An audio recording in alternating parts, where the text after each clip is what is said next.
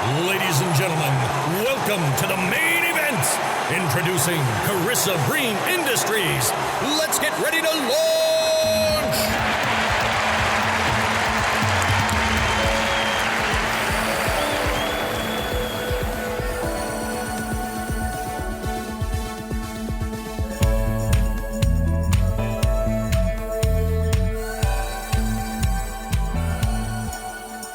This episode, I caught up with Dr. Lydia Kostopoulos to talk about her area of deep expertise, the intersection of people, strategy, technology, education, and national security. Her experience across US national and international bodies is focused on examining the strategic and ethical implications of new technologies within defence. An amazing communicator on the battlefronts of real-world security. It was a privilege talking with her. Lydia, welcome. It's been maybe 2 years since I think I last spoke to you, maybe longer.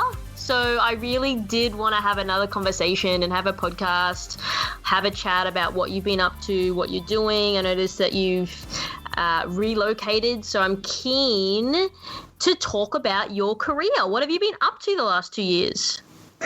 Wow. Yeah, so much has happened in the past 2 years. I was at the National Defense University in Washington, D.C., where I was with the College of Information and Cyberspace, and I was doing strategic engagement, trying to help spread awareness about what the college does and the important work it does for the strategic level of military education and cyber. And then after that, I recently relocated to Berlin, and I'm working at the ESMT school, which is the #1 business school in Germany. And in there's this institute called the Digital Society Institute. And it's forward-thinking and looking to see how new technologies are affecting our society. So that's where I'm at. And Berlin is such a happening city. It's incredible. Now, when you said Washington, D.C., when you said spreading awareness, what were you doing to try and spread that awareness?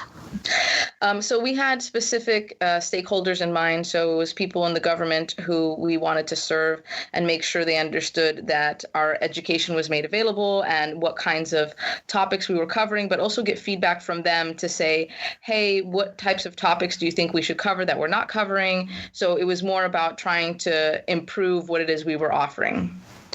Oh, okay, got you. Okay, cool. So you've moved from there into Berlin, and I'm aware that you're a researcher there. Can you talk to me a little bit more about what you're doing there day to day?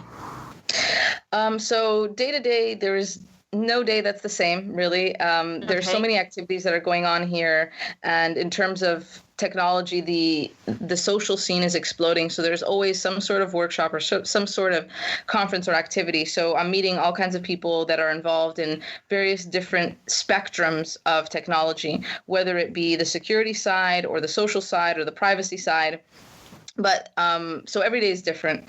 But in terms of my research, the first few months, I really focused on an article I was putting together around AI due diligence.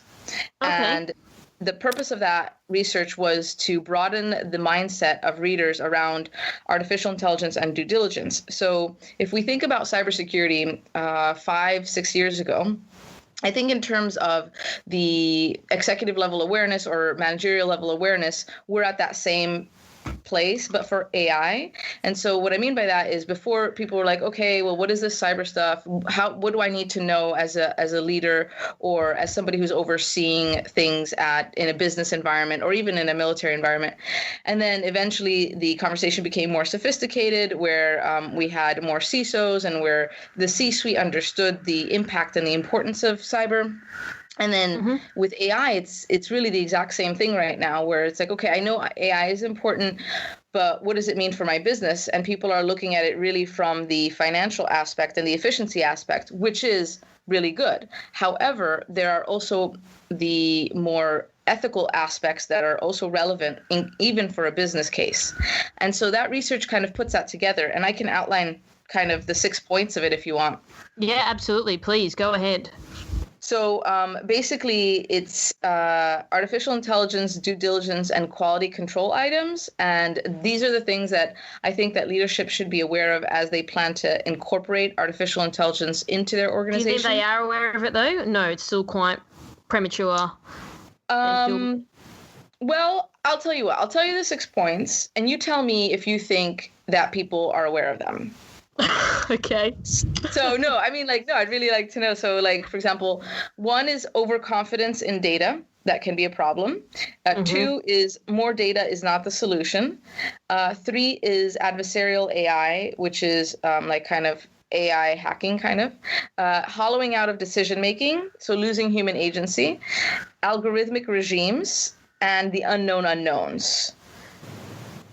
Right. I would say, from a democrative point of view, not that it's an even I on this call, but the people I speak to, I would say no, especially in Australia. I can't speak on behalf of the other parts of the world, but I would say probably no, because it's quite an area that's advanced. I think people are still trying to get up, like you spoke about 5-6 years ago. I think people are still trying to focus on that. So I think you guys are obviously well ahead of what's happening, but no. And I think that's interesting. And this is the reason why I wanted to talk to you, because I think that perhaps CISOs are not getting the information they need at a synthesized level. It might be either too detailed, or it sort of goes, maybe it's too high level. But that's why I wanted you to focus more on that, because this is what you're doing day to day. Yeah. Well, I can expand on these if you'd like. Sure. Absolutely. So, for overconfidence, that's something that I think CISOs are going to relate to, because in cyber, there was something similar in terms of can we trust the screens that we see? Can we trust what we see? So this is a data security element. And if we think about Mark Goodman's book, Future Crimes, where he talks about the cybersecurity state of affairs, this was a few years ago. And he had a really interesting chapter called In Screens We Trust.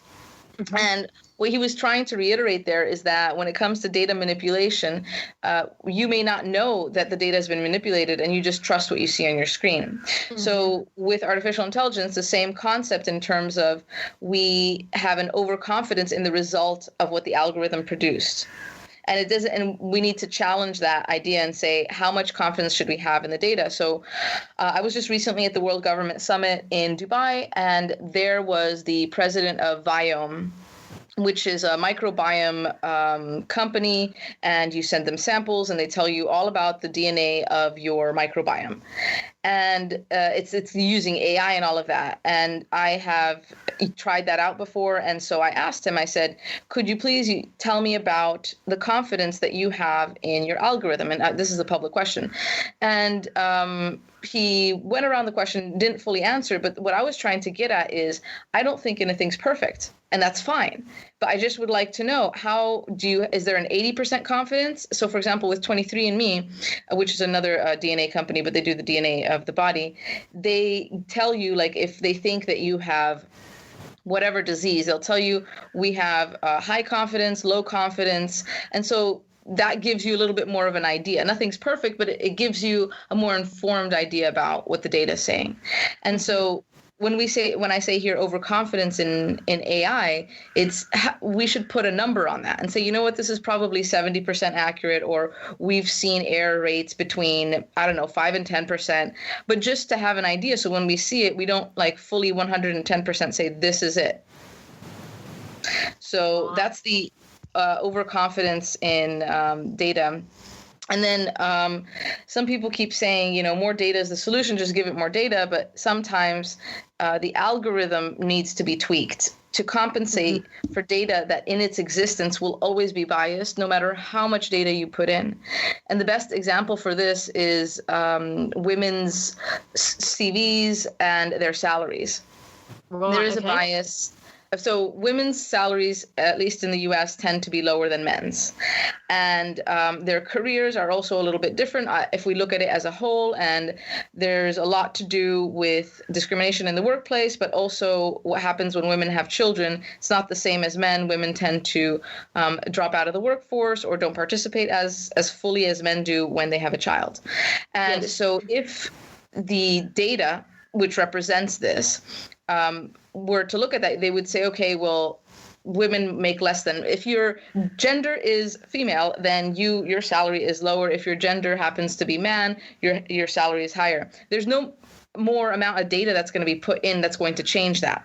Mm-hmm. The only thing that can change this in this circumstance is really tweaking the algorithm to compensate for the biased data that comes from a social situation. So sometimes giving more data is not the solution. Right. And do you think are people just focusing on that because they're not, I guess, representing clear, actionable intelligence? That's potentially what's lacking. Like, there's just so much of it going on. Not sure what you meant by that. There's so much of what going on. And what do you mean actionable intelligence? So there's all this data that we can see, mm-hmm. but mm-hmm. people are not representing it in ways that are actionable. Is that correct? Because there's just all this data flowing around, but then are they actually putting it in ways that actually make sense? Yes, yes. I do think that they are putting it in ways that make sense. It's definitely not gloom and doom. So I do realize that looking at AI due diligence, it may seem quite negative, but it's actually not. So, for example, when it comes to health, there's a lot of great advances, and there are practical uses. And one of them is looking at iris scans. And to give you an example, a human ophthalmologist will see 40,000 eyes in their lifetime. Mm-hmm. But an artificial intelligence with its database and all that will be able to see millions. Got you. So there's a difference in terms of what patterns an artificial intelligence algorithm can see with so much more data compared to a human eye. And so mm-hmm. more connections can be made with artificial intelligence that a human cannot make just because of the sheer volume of data that an AI can see. Sure. Okay. Now let's focus on, so that was the second point. Let's circle back on the third point out of the 6. Okay, so the third point is adversarial AI. Mm-hmm. And adversarial AI is quite interesting. Basically, it's an AI having blind spots is how I want to put it. And so when the scientists and engineers create their algorithms, they make them so that they function as intended and as expected, and they can even control for potential errors that could arise. So, for example, if there's like a stop sign and there's like a tree that's kind of by it, they try to control for that, and they try to feed that kind of data inside. However, there are times where people would like to deliberately confuse the algorithm. And there's some research that have tested this. And one of them put graffiti. So this is research. It's not like out in the wild. No. Yep. There's they did graffiti on road signage where they put the words love on top of the word stop in a stop sign, and then hate at the bottom of the word stop in the stop sign.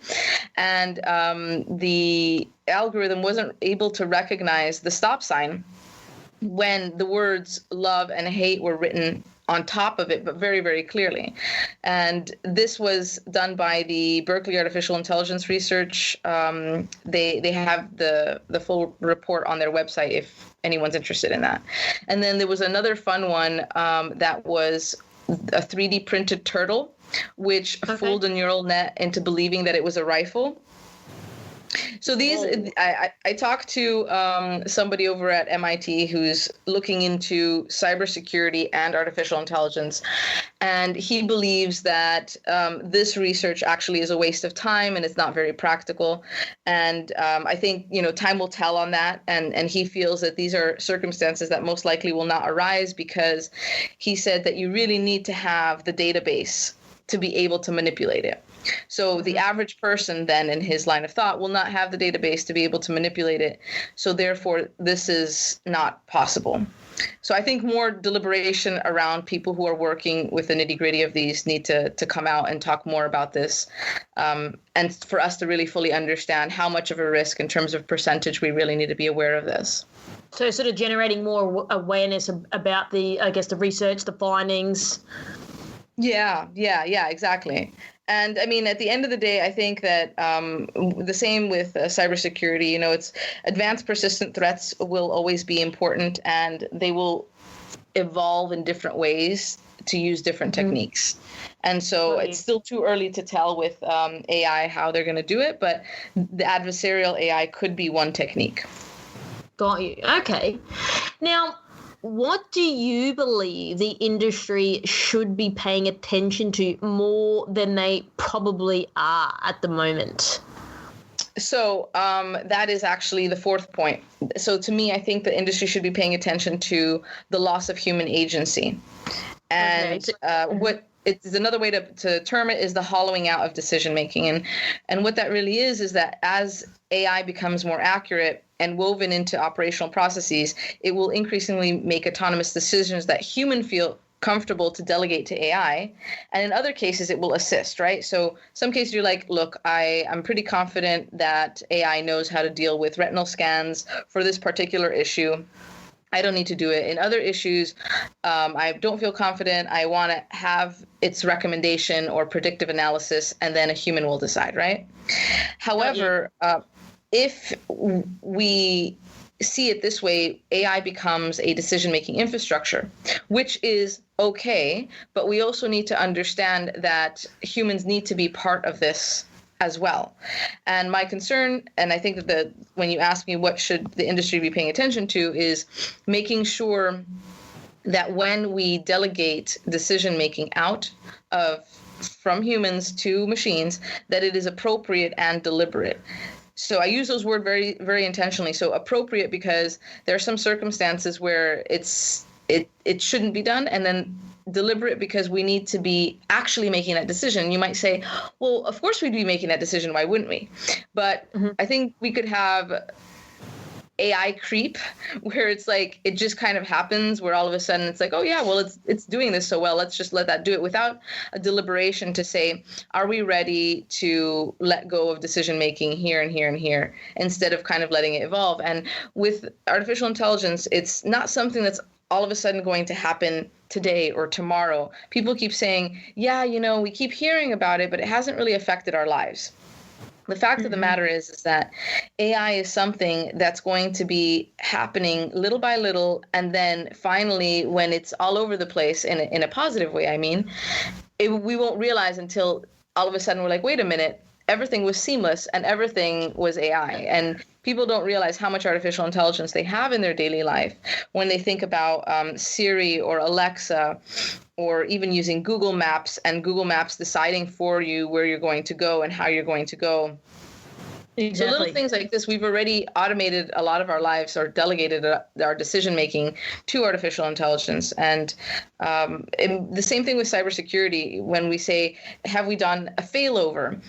Is it possible if, the internet went down or if our servers went down, are we able to recover from that? Are we able to continue business as usual? So the same thing with artificial intelligence. So I think the industry should be paying attention to that as well. I don't think that industry has done an incredible job at saying if the internet shut off or if their data servers have not worked, are they able to move into paperwork, or are they able to use other means to be able to deliver?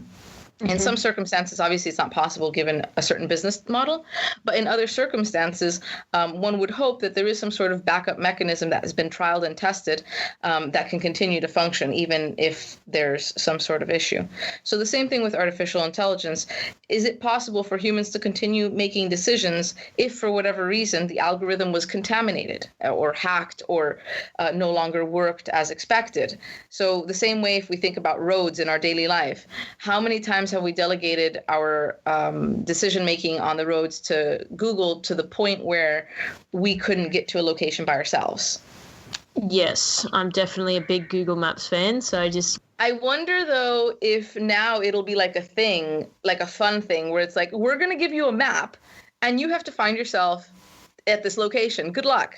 It'll be a novelty, a game. Yeah, I get that. I wasn't bad at it, but now I'm just like driving in Sydney. Sydney's so massive. I'm just thinking like I don't even know how I would drive from where I am to the other side of Sydney. That would be very, very difficult. The beauty is the convergence here, because you've got satellite and then you've also got a network. So you've got a network of people who are feeding in data, not intentionally, but telling you, not you, but your algorithm that's being represented on your phone, where there's traffic. And so it's being rerouted. And so there's many elements here that are working together in symphony. No, that's right. No, you're absolutely right. So after all of these interesting points, where do you see the future of AI with security? Now, I know you spoke before about letting AI sort of make the decisions for humans. That's one element. But where do you see moving forward? Because, I mean, there's so many different views and opinions out there, but considering you're doing this day to day, I'd love to get your thoughts on the industry. Well, I think that AI, in terms of security, is just going to be quite similar to AI in other realms, whether it's healthcare or energy, and it's going to augment existing capabilities. Because, so I think a very, very simple example, which I think people can relate to, is the calculator. So like before, people didn't have a calculator and they did everything by hand. And then it was like, oh my gosh, the calculator is going to replace all these mathematicians and all these accountants. They're going to lose their jobs. And it's like, no, actually, the calculator just made them do their jobs a lot faster. So yes, got you. So I think the same thing with AI. It's not going to, I mean, there are some jobs that are going to be rendered, let's say, potentially obsolete, and time will tell which ones those are. But I think that it's going to create new jobs. The thing is that both on the employee side and the employer side, everybody needs to be more agile and more open-minded about how they can quickly adapt to new technologies that can make a difference in their particular workplace. No, you're absolutely right, because everyone freaks out going, oh, we're going to automate ourselves out of a job and all that type of stuff. But you're so right, because, I mean, before Google and Facebook and all these big tech companies were around, like, people still had jobs before then. But then they it's just a new era. It's a new way of doing things. And I don't think that anyone can sort of sit there with a crystal ball and predict exactly what's going to happen, but it's going to evolve. And people said the same thing about the loom as well. I can also give you another example that I think is very relatable, and that is travel agencies. So before, you would literally drive to an office and see another human, which is also a nice experience, and you say, hey, this is what I want. And the human would manually go through a database to find you the best flight and the different options. Now, all you have to do is put it inside your Google search, the 2 cities you want to go to, and then it'll already pop up in the search all the different options you have, how many hours it takes to get there, what the transiting time is, what the cost is, what the airline is. And that was all automated. And then not only that, in some of the online travel agency websites, you can even put in a little reminder where it says, I'll email you if the price dropped for the flight that you're looking at. And so AI has definitely been able to transform that aspect in providing different options at a faster speed and all that. But does it mean that it takes away the travel agent? Absolutely not. What that means is that travel agents, if you're dealing with a human travel agent, what they're offering you is much more.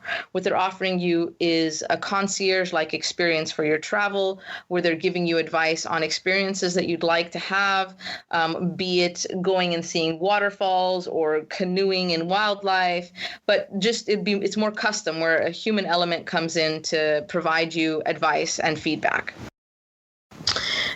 Well, you're an optimist. I am. Not Skynet. Do you see anything that might turn your thinking around, perhaps? So, I mean, there are definitely negative things. So I do also think that cyber attacks will have a new twist. So if we just kind of try to think of with the information that we have today, so right now, I know in Carnegie Mellon, they're doing a lot of research to see how artificial intelligence can help bolster cybersecurity. And I mean, it's not perfect just yet. They're still conducting research, but in a briefing I attended at Congress that they spoke at, they were saying that they're trying to use AI to identify types of malware quickly, but also try to do predictive analysis in determining when and how malware will evolve. And so that's the kind of work that they were working on. So just as we can see that work for good, I could also use those principles to work for bad, whereby potentially code could be scanned automatically to try and find different vulnerabilities that could be potentially automated to be tested. Time will tell, but I think that there is room for AI to do good and evil in that domain. But so people, when we talk about this, people say, yeah, but like, then how are we supposed to defend against all these things? And I said, the way we always have.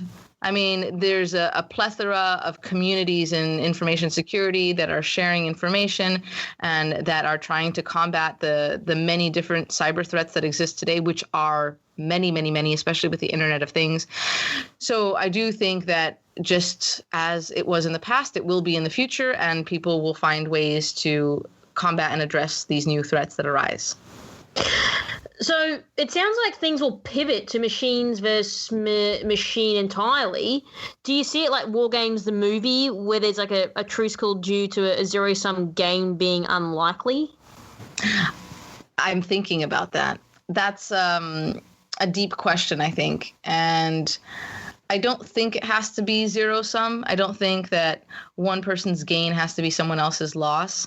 And the reason is because things are advancing so fast, and fun everyday statistic for everyone, the kids of today that are like, let's say 5, 6 or whatever, will be doing jobs that don't exist today. So, I mean, if we think back to, for example, 2005, Facebook just had come out in 2004. Slowly people were getting on it. No one could have ever thought, 2004, like it doesn't feel like that long ago, but it feels like Facebook has been forever. Like, literally. Right, but it wasn't that long ago. I mean, not really, when you call it like that. So Facebook just started then, and people were getting on it, and no one at that time would have thought that somebody could make a living just doing Facebook social media ads or posting. You're right. And now it's a huge industry, and there are boutique companies that do extremely well. We're talking in the millions, and no one would have thought when Instagram came out that some people could make thousands of dollars on a post. Absolutely. No, you're right. And again, that's kind of like my Loom mention that I said earlier, like displacement of jobs, not loss of jobs. And I think everyone's just going around like, oh, we're going to lose their jobs. But it's because the future really isn't written yet. But again, like you said, they will open up and that'll evolve. But what that means is we need to evolve. And what that means is that employers need to recognize that employees cannot just continue business as usual and be ready for the skills of tomorrow. So I think that employers need to also step up and say, we need to offer this training that's needed. Otherwise, people are going, the people who do want to improve are going to go and find ways to do so, and then potentially eventually leave. And those who don't want to improve will stay. And those are both issues. So employers need to take action on that. And there's one example in the US, AT&T has done that. Mm-hmm. They're a telecom provider, and they looked into their future, let's say 20 years down the road, and they said, okay, so in 20 years, we don't know everything that's going to happen, but we know that there's going to be a lot of conversions around IoT, virtual reality, augmented reality, 5G, etc. Are we ready for all of this? And the answer to themselves was no. And they're like, okay, great. What are the skills that we need? And they outlined the skills that they need. And they said, do we have these inside our organization? And the answer was no. And so they said, great. So how are we going to fix this problem? And they decided to offer free education and partnered with Udacity, which is an online university or an online school. Mm-hmm. And they provide courses to their employees. And so the way the system works is they said to their employees, you can be an AT&T employee for life. No problem. However, you need to continuously upgrade your skills and be ready for the things that the organization needs as the future evolves. Sure. And so, for example, each person would have certain things that they would need to improve. So, for example, if you were a social media person, then it would, when the time came, it would be like, okay, well, you need to now upskill yourself to augmented reality social media. I mean, we're not there today, but eventually we will be there. And so then that person would have to do, for example, that course in augmented reality and virtual reality and social media and upskill themselves. Now, if the person chose not to, they would eventually see themselves out of the organization. It was so that the policy was like this. Here's education for you. If you take it, you can be an employee for life and you can contribute to the future of this company. If not, then that would be a little bit difficult. And so the catch, though, is that while the education is for free, it cannot be done during work time. So people would have to do it outside of their work time. So that's one model. But I do think more companies are going to find similar models that'll work for them. And I think we're going to see some organizations who are going to say 1 day a week is for training, for example, or, every month there's going to be some sort of skill, or people are going to do sabbaticals. One thing that India has done, which I think is incredible, they announced it last year. The government has asked the private sector to do a certain policy that would be corporate social responsibility, but started by the government. And they asked the private sector to donate some of their skilled people to do a sabbatical, 1-year sabbatical paid for by the company. And that those employees would go to the rural countrysides of India, and they would provide different types of skills and knowledge to help spread that across the country. Mm-hmm. And so it's a different type of upskilling, but I thought that was a really nice one to mention of how to spread knowledge across the nation. No, absolutely. We've got that KPI too. Fridays are 99% focused on skilling up, because we always want to be ahead of the curve, not only for our own benefit, but for our clients as well. And I think that what I'm hearing from what you're saying is definitely that behavioral change. And it definitely, from my perspective, from the amount of people that I speak to all over the globe and within Australia, there's definitely a lack there. So I believe that people who are listening need to really think about that and take the same approach that AT&T have gone about that. I think that's a really awesome way to get people to feel motivated and feel that there's a job security there for them. However, you've got to put in the work. You can't just sit around and go on Facebook and things like that. But what the last question I'd absolutely love to ask you is, I know you own your own label, Empowering Workwear by Lydia. Can you explain your mandate behind why you did this and your vision for the label? Sure. So basically, how this all started. So I'm mostly working in technology and national security, and so fashion really isn't something that's in my day-to-day. I'm not really familiar with the industry. However, I consume fashion as an individual who wears clothes. And I was really frustrated with the lack of functionality in workwear. And one day, I remember this very clearly, I was at a conference, and it was after the conference, and it was the networking event. I had the purse on one shoulder, and then the networking drink, and then the papers of the conference in my other hand. The networking drink. Love it. The networking drink. It may be what I can't remember. Are they going to say there was a network or something connected? I'm like, what is this weird thing that you got? But then you said the networking drink. Got you. It was so basically you're imagining then, purse on left shoulder, drink in left hand, and then right arm holding papers of the conference. And I was talking to a gentleman, and he did what normal people do at such occasions. And he whipped out his business card very smoothly from his jacket pocket, and he was just holding it in front of me with his hand. And I was sitting there with all this stuff, and I'm like, oh, yes. And so I had to put my papers down. I was like, can you hold my networking drink? And then I put my purse down, and then I'm fumbling through the purse. And then I'm like, here's my card. And I was like, this is just not right. Did you drop the drink at any point? No, okay. But I did. So that was a priority. You got that? Well, this has happened on more than one occasion. So it's spilled on my hand before and all that. So this is definitely, I think, a little bit of an issue in terms of why can't we just easily pull out our business card? And then I thought about it, and I was like, well, I want to design my own suit in a way that is functional and meets my needs, whether it's a travel business trip or whether I'm at a conference, et cetera. And it also became a little bit of a security issue, because why do women always have their credit cards and their wallets? Everything is inside their purse, which is away from them. And, whether you're speaking at a conference or, trying to talk to people, you can't be always eyeing your purse, it oh just my doesn't gosh, make sense. I did that the other day, and I had to keep saying to people, because I kept getting rotated around the floor, and I was like, I have to keep getting my bag. I have to keep getting, and it was off-putting because I wanted to focus on the conversation. Exactly. No guy in that, no one is going to sit there and steal my handbag, and I'd be surprised if someone did, but there's this conscience of, I've got to keep checking my bag. And you're so right about that. And I think any female listening to this would probably know, and the males probably can skip past this section, but as a female, I get that. No, I think it's good for the guys to listen to this, because they should start paying attention, and they should ask the women in their lives about their workwear and if it's comfortable. There's so many things to talk about, even waists, which I think is the funnest thing to talk about. And so men who are listening will know, where is your suit pants waistline? And it's not at their belly button. I can assure you it is like 3 to 4 inches below the belly button. And for women, workwear pants tends to be at the belly button or right below the belly button. And people may say like, okay, yeah, so what? Well, so what? That means that when women sit down to eat, they're intestine, because we actually have a human body, and inside that cavity there is a very useful organ to process food, and that gets completely squished. So it makes it a lot harder for women to eat too, when you're like completely constrained. And so I ask men, I'm like, when we're sitting down and we're talking about these issues, I say, could you please put your finger on your belly button?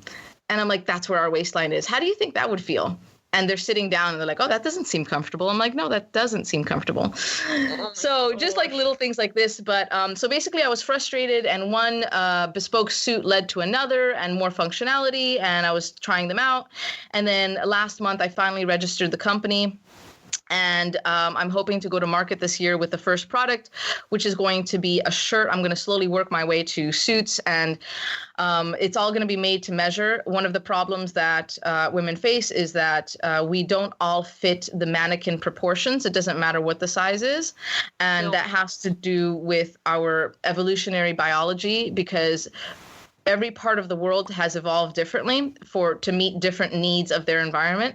And therefore, there's no mannequin that could fit everybody's needs. And so if you're not looking good, if your like shoulders are not right, or your waist's not right, or your chest's not right, it just doesn't look right when you're sitting down. And that's just not good. I think that women should wear clothes that fit them properly, particularly in the workplace. And the shirt that I'm doing first is actually going to have cufflinks, because women's shirts don't tend to have cufflinks, but it's a lovely way to accessorize.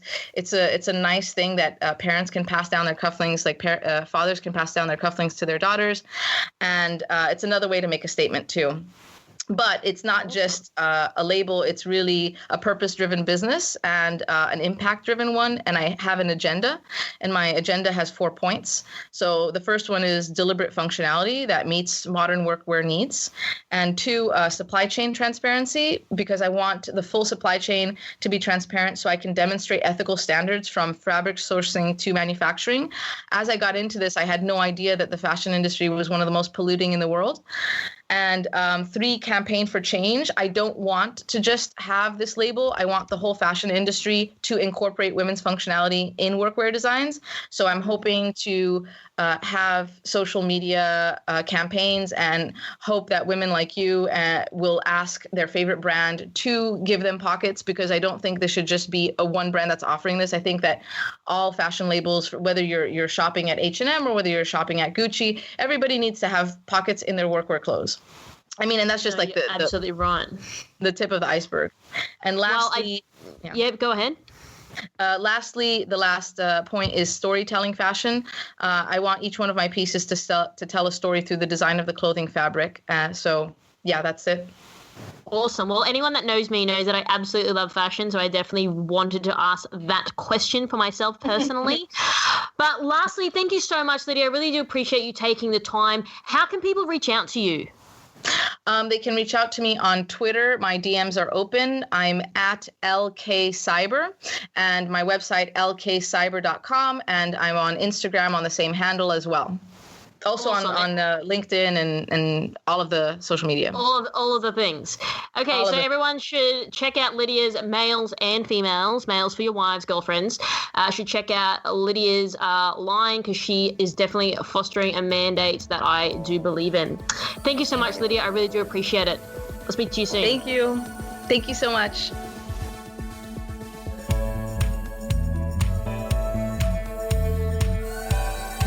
Thanks again for joining us. I hope you got some insights from this episode of KB Cast with me, KB. Don't forget to subscribe on iTunes, Stitcher, or Google Play to get every new episode as it's released. And as always, show notes are available from kbcast.com for every single episode. We're building a community, so always love to get feedback, ideas, or questions on hello@kbcast.com.